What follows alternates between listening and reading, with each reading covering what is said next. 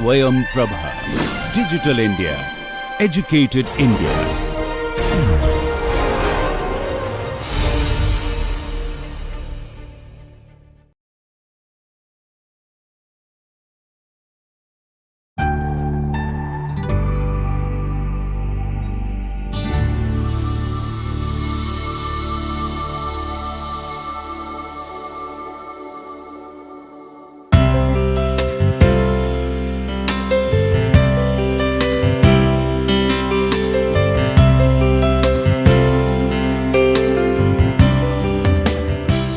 Welcome to the course Introduction to Urban Planning.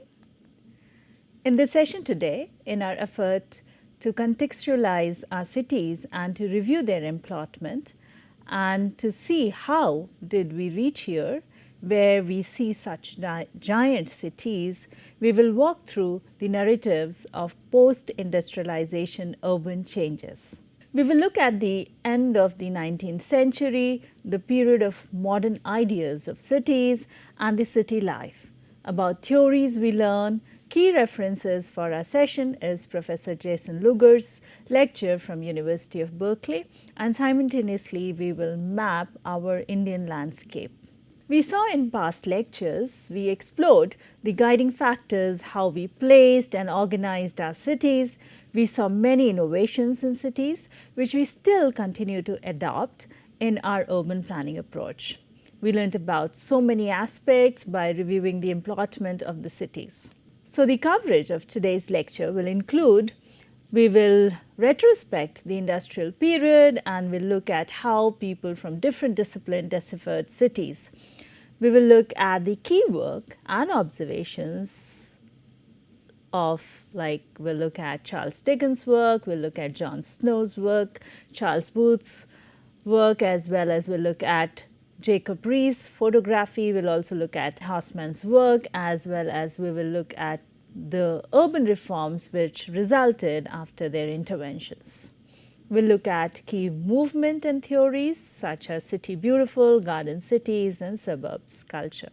Further, we will look at the key interventions and investment in infrastructure and how they influenced our life socially and economically.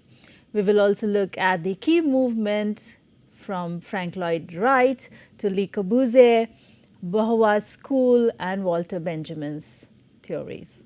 We will see the origin of planning discipline.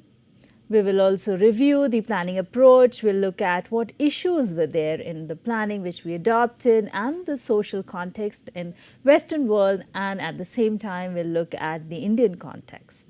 So accordingly, the expected learning outcomes include that after completion of the session, you should be able to review the industrial period, you should be able to identify the key work and observations of Charles Dickens, John Snow, Charles Booth, Jacob Riis, Haussmann, and you should be able to discuss about the following urban reforms and simultaneously review our Indian landscape.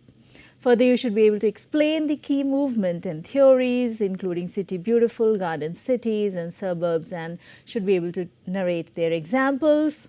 You should be able to review the key urban trends, inventions and investment in infrastructure of the time and their implications in our urban pattern. You should be able to discuss the key movement of Frank Lloyd Wright, Le Corbusier, Beauvoir's school, Walter Benjamin's thoughts with respect to the context in which they came. You should be able to describe the origin of planning discipline. You should be able to review the planning approach, issues in planning and social context, and compare with India in global context. We saw in the previous class that the industrial city was dirty and chaotic. And by mid-19th century, urban thinkers such as Marx, Engels, Dickens and John Snow began to highlight the problems of modern city through their research.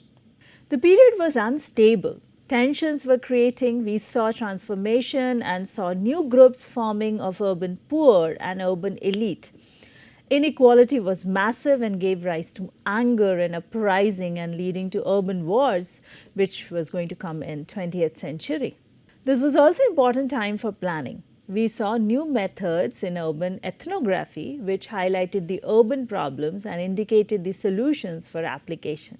We see that John Snow used mapping to find the source of cholera, which we will also see in our discussion in Public Health and Urban Planning series as well.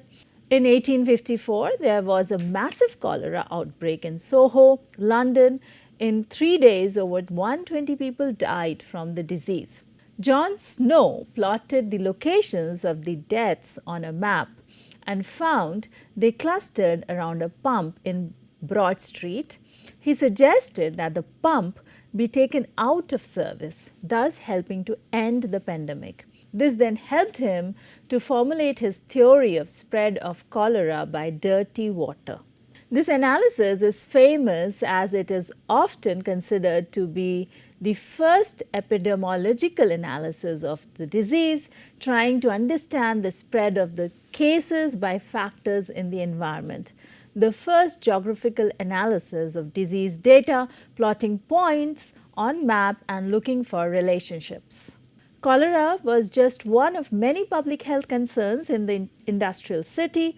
John Snow found, using mapping techniques, that cholera came from infected water in specific wells. In 1854, you can see in the map the pump shown in blue on the map, and the red circles with varying sizes indicate the number of deaths. This was an example of urban planning, mapping, qualitative research, and public health all coming together. We also see Charles Booth, a great and good English Victorian. He was deeply concerned by contemporary social problems, and without any instructions, he planned, organized, and funded one of the most comprehensive and scientific social surveys of London's life that had been undertaken in 1889. His map was called Poverty Map. This was an early example of social cartography. Each street is colored to indicate the income and social class of its inhabitants. You may take note of the legend used and the color code used to capture the social conditions in London. Because of the efforts of the urban reformers like Charles Booth, the understanding increased regarding the planning had a huge role to play in the modern city in improving living conditions for the urban poor as well as for the wealthy. Following this, public housing, which was also aesthetically appealing and containing modern technologies such as water and electricity, became an important aspect of modern planning. In this image, we see the Boundary Estate, first public housing known as social housing in the UK, in London, came up in 1900. We also see the photography of Jacob August Rees, who was newspaper reporter, social reformer, and photographer. In his book, How the Other Half Lives, published in 1890, shook the conscience of readers with factual description of slums condition in the New York City. The photograph made impossible to ignore the urban problems. Thus, the innovations like public housing, improved sanitation, and formal planning bodies emerged. There were also new ideas of how cities could and should be beautiful, a response to ugliness and chaos of the industrial landscape. As per Britannica documentation, Theodore Roosevelt, who would become US President in 1901, responded personally to Rees, "I have read your book and I have come to help you." The book's success made Rees famous, and How the Other Half Lives stimulated the first significant New York legislation to curb tenements house problems.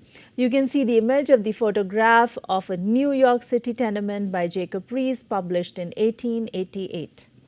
Another picture you can see of Baby in the Slum, taken in the year 1888-89. Rees' work became an important prototype to the exposure journalism that took shape in the United States after 1900.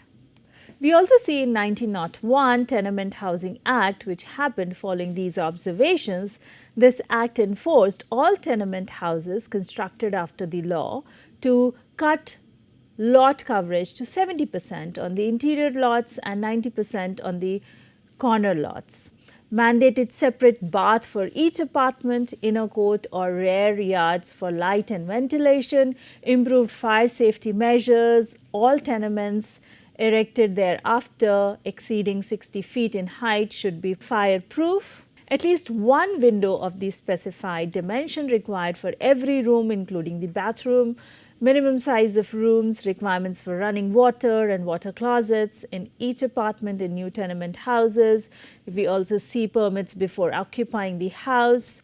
We also look at prohibited use of any part of the building as a house of prostitution, set up tenements housing commission with a staff of inspection and enforcement powers. We also saw critical role of railroad in mobility and changing the urban pattern, and we also see its role during the Civil War from 1852 to 1863. We all see reflection and translation of Life in Industrial City by Charles Dickens, life of courageous, needy and polluted environment in the industrial city. Dickens also captured the boiling class, cultural and political tensions of the time in his release Hard Times in 1854. We also saw that this was also a time of large-scale and top-down urban planning. Leaders were struggling with how to adapt to industry and manage the huge growth pressures that the cities were facing.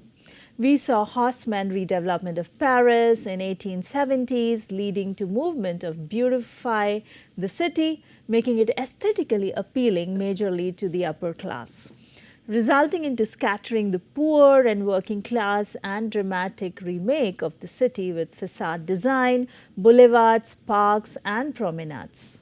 We also see the Chicago World Fair 1893.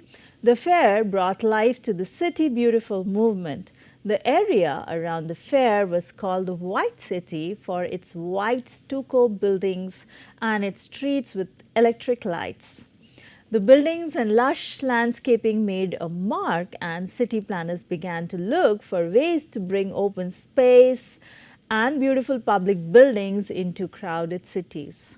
Chicago was one of the first cities to join the City Beautiful movement and was followed by others, including Washington, D.C., where the National Mall was created as part of the movement. Huge investments in public infrastructure took place from the Victorian era into the early 20th century. Utility systems giving access to electricity, gas and water for the first time, lighting, telegraph and telephone networks and railways. In the 20th century, we witness again transformation in our approach and perspective with new inventions like commuter train, the car and the airplane. They changed the urban form and also the global urban economy. We see changes in the global leading cities and also how they functioned. New technologies such as the car and the airplane would further expand our boundaries and reach. In big cities, people could live in one place and work in the other with improved connectivity. These interventions redefined our cities. We are looking at the image of tram in Chennai. Kolkata also witnessed its initial trams being driven by horses. The tram cars were imported from England. Calcutta was the first city in Asia to get the electric tram. The service began in 1902 between Esplanade and Kidarpur. Looking at Bombay, the trams were the first modern means of conveyance within the Bombay city and served for almost 75 years. The first tram service started in Bombay in May 1874 after Bombay Tramway Company Limited got the license to begin its operation. The earlier tram were horse-driven, and due to the expensive rates, these didn't receive a positive response from the residents of Bombay. The company soon closed the horse-driven system. In 1907, Bombay Electrical Supply and Tramways Company BEST purchased Bombay Tramway Company Limited, and Bombay City received its first electric tram. People welcomed the electric tram with much pomp and enthusiasm. Delhi was the last city in India to reap the benefit of tram services. The tram service in Delhi began on 3rd June 1908. Metropolitan transit systems were another innovations of the time. London's Metropolitan Railway, sometimes known as the Underground, was the earliest and largest comprehensive metropolitan rail network, already very extensive by 1908, as shown in the picture. Likewise, we see for New York and Paris. We are looking at the picture of Western Railway local train service in Mumbai. On 12th April 1867, one train ran in each direction having 4 bogies. From 1870 onwards, the train service was increased to 5 trains a day each way. Later, the train service were restricted to a single round trip departure from Virar at 6:45 a.m. and back journey from Back Bay at 5:30 p.m. The time took to travel between Virar and Back Bay was less than the Churchgate Virar local takes today, since there weren't few stations in between. On June 10, 1869, monthly and quarterly seasonal tickets were introduced on the BB&CI railway up to Bandra for first and second class commuters. The fare of the first local train service, second class, was 7 paisa per mile, third class fare was 3 paisa per mile, and the train had 3 classes, an exclusive coach for women in the second class section and separate smoking zone. We saw that zoning was another innovation of this time period. New York used separation of land use, industrial, residential, commercial and so on, for both efficient urban growth and to maintain real estate values and also for the purpose of public health. We also see Kolkata map of 1907, which shows the variation in the land use. We see top cities of the time, the financial and the capital cities of Europe and North America, and also see cities emerging in Eastern context, and these cities were competing with each other like London, New York, Paris, Berlin, Chicago, Vienna, Tokyo. If we visualize Mumbai city at this time, it had 7 lakh population, and we see emergence of suburb following the Mumbai plague. We also see that Kolkata was one of the largest city of the time with nearly 15 lakh population. Mass mobilization of the humans and huge pressure on housing, infrastructure and services can be witnessed here. We are looking at the image of Mumbai in the same period. You may see the level of migration and increasing population in the city. We are now looking at the image of Kolkata in the same period. You may see the level of increasing population in the city and the pressure on the infrastructure.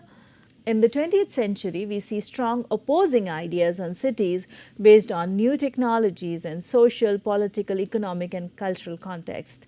Ebenezer Howard's Garden City of Tomorrows in 1902 was one such idea of decentralizing cities into self-sustaining communities known as garden cities. This is still influencing concept. In this image, we see Letchworth Garden City in UK, which was Ebenezer Howard's prototype. In the image, you can see Redburn in New Jersey, another example of American garden suburb. If we compare at the same time, Mumbai suburban district consists of 3 talukas, namely Andheri, Borivali and Kurla. In the image, we see Andheri station in 1940s.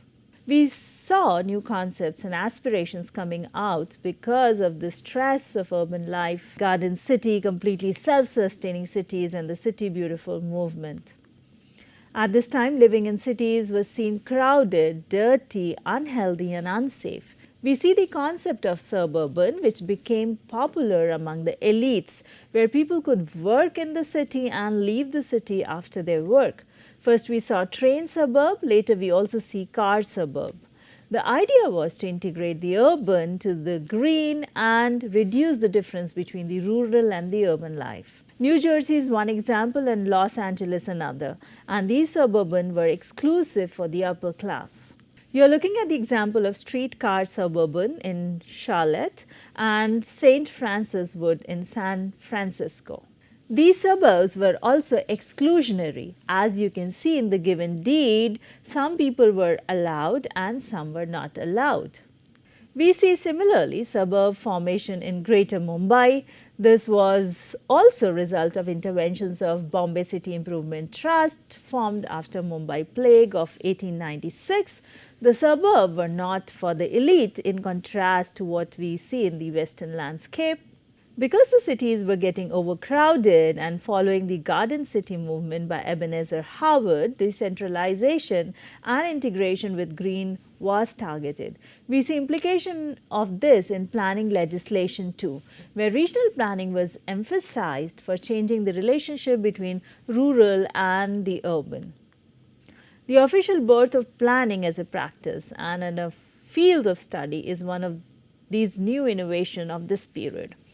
Meanwhile, political shifts gave rise to increasing instability as the status quo gives way to global war and revolution, presenting huge issues for cities. Millions of people moved to cities in the 19th century to be closer to the opportunities and to each other.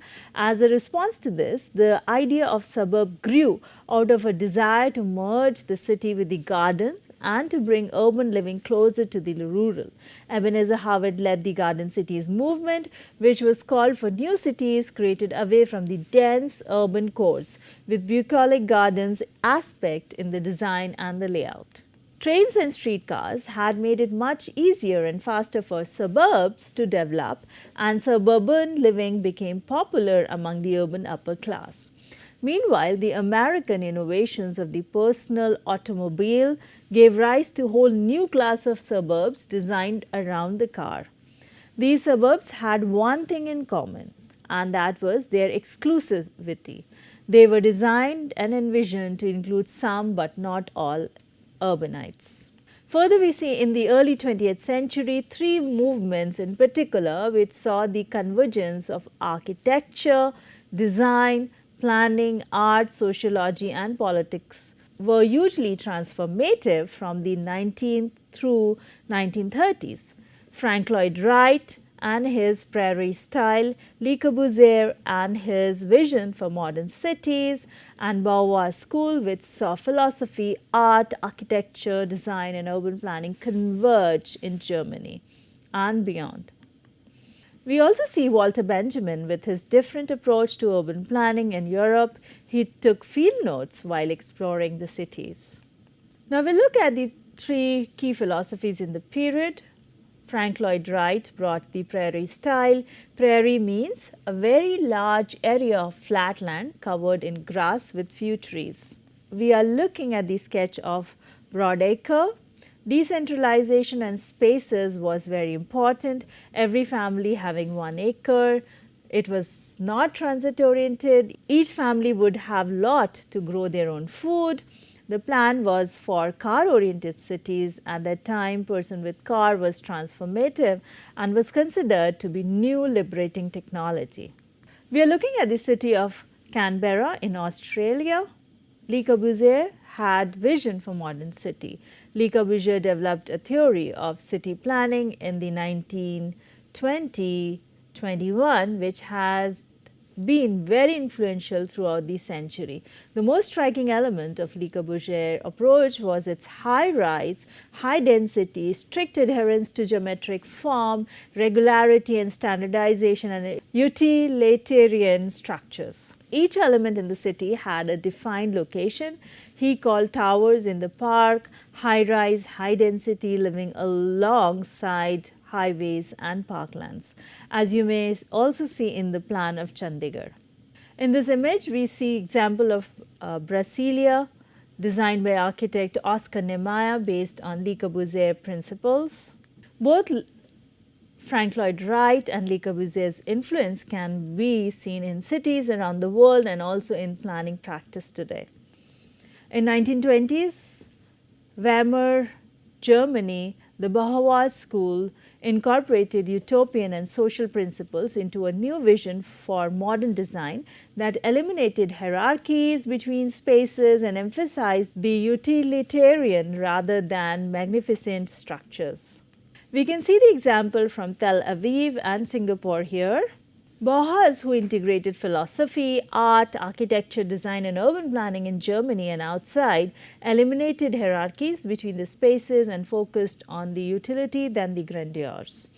Clean lines, not the elevations and no angles, semicircles were very influential. Frank Lloyd Wright and his vernacular prairie style, bringing a combination of Japanese influence and American prairie to apply in the design of broad acres, the vision of a city, but also in really applied examples like Canberra, Australia.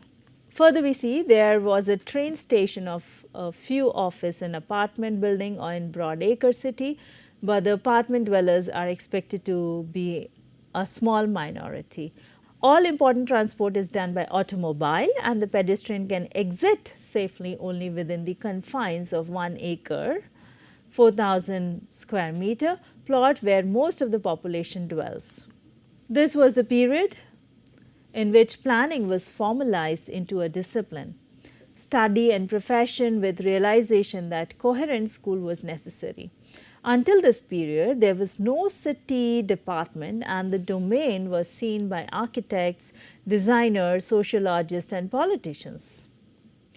Planning domain was perceived bringing together ideas, practice and philosophies, and planning entity was created with new powers and responsibility.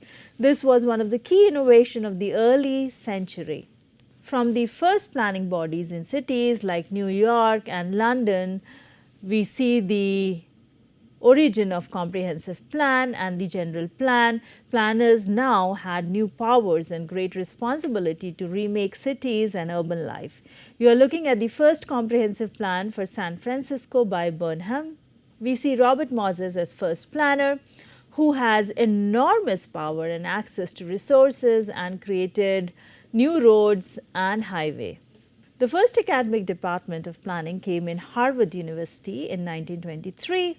In 1920-1930, Chicago School, the urban sociologist Robert Park and Louis Wirth built an urban sociology school. They introduced the tradition of urban ethnography, covering mapping, narratives of social decline, social organizations.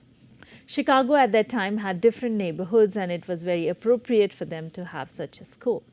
Meanwhile, in India, Patrick Geddes has started 3 years course in sociology in University of Bombay. Geddes had been lecturing, holding summer schools and workshops at colleges and universities in Lucknow, Kolkata, Bombay and Darjeeling on subjects like regional survey, town planning, nature study, social evolution and others. Geddes offered lectures and discussions, and every Saturday was devoted to excursions to various parts of Bombay and neighborhood villages. In this period, we further see that it was a period of dreams, nightmare, escape and reality. This was the time of Great Depression and mass migration. The trend came to escape and look at the future and not the past. You see imaginary and beautiful cities in Hollywood movies such as Wizard of Oz in 1939 and Lost Horizon in 1937. So this shows how people looked at escape from their real life where there was a lot of depression. These cities were different from the real world, giving community opportunity to escape. We also see the New York World's Fair in 1939, where world was looking towards the city of tomorrow. At the same time, looking at the Indian landscape, we have Devdas of 1936 in Bollywood address to prevalent caste system through the love story. The story was a critique on prevalent caste system. Devdas couldn't marry his childhood sweetheart Paro as she belonged to a lower caste. If Devdas talked about disparity between the classes, then Achyut Kanya went a step further and tackled untouchability, which was a curse during those days and is still rampant in our social fabric. This can be termed as Bombay Talkies' most successful film and earned for its protagonist Ashok Kumar the tag of superstar. The die for the savvy urban hero was cast, and Ashok Kumar's urban elegance serves as the model to the date. In the movie Kismet, as we had seen, the difference of class and caste was just not about the Indian landscape. We see that it prevailed even in the Western landscape. There was division among the racial or ethnic, class-based ethnic, and even differences between the ideologies. The projects were happening at the large scale, and therefore planners had a lot of powers in hand to guide the present and the future of the communities. So now we look at where did we go wrong in the planning interventions. We can see here that the red lining map of Los Angeles and the vicinity, the green indicate which places were good for investment and red indicates the places not considered good for the investment. Such interventions had multi-generational impact. We see similar divisions in other parts of the world took place like South Africa, and the division was also part of the law. At this period, we are at the gates of World War II. We will end here and continue to reflect our interventions, approach, and urban landscape from diverse perspectives. So, summarizing in today's session, we saw the industrial period and how people from different disciplines deciphered cities. We looked at key work and observations of Charles Dickens, John Snow, Charles Booth, Jacob Riis, Haussmann, and we also looked at the resulting urban reforms which took place after that. We looked at the key movement and theories about the city beautiful, garden cities and suburbs. We looked at the key interventions and investments in infrastructure and how they influenced our lives socially and economically. We looked at the key movement related with Frank Lloyd Wright, Le Corbusier, Bauhaus School, and we also looked at Walter Benjamin. We looked at the origin of planning discipline, and we also saw Patrick Giri's teaching in India. We reviewed the planning approach, we saw what kind of planning approach we were adopting and what was the social context in the Western world and what was the context in India. So that was the coverage for today. These are the references which were used. Our coverage was limited with the scope to make you aware of the topic. There are enormous readings and movies available to explore. Few are suggested here. This is not an extensive list. You may feel free to suggest more from your experience. Please feel free to ask questions. Let us know about your concerns you have. Do share your opinion, experiences, and suggestions. Looking forward to interacting and co-learning with you while exploring cities and urban planning. That's all for today. Thank you.